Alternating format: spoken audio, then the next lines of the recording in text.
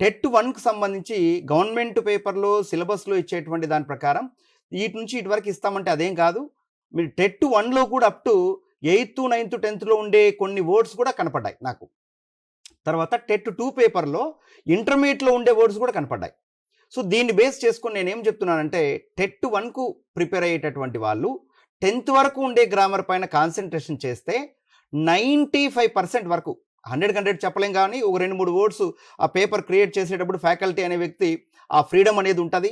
ఇదే పదం ఉండాలని రూల్ ఏం లేదు అట్లా.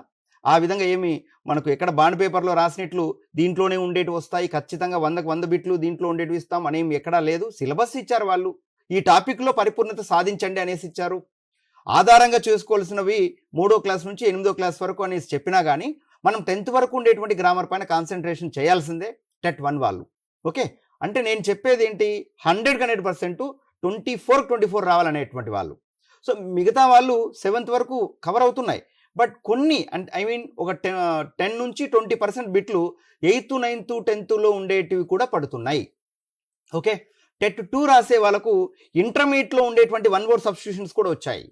ఇడియోమాటిక్ ఎక్స్ప్రెషన్స్ ఇంటర్మీడియట్లో ఉండేటివి కూడా వచ్చాయి. ఇంటర్మీడియట్ ఫస్ట్ ఇయర్లో ఉండేటువంటి grammar ultimate grammar. Those who are preparing for TET 2 you must focus on intermediate first year grammar.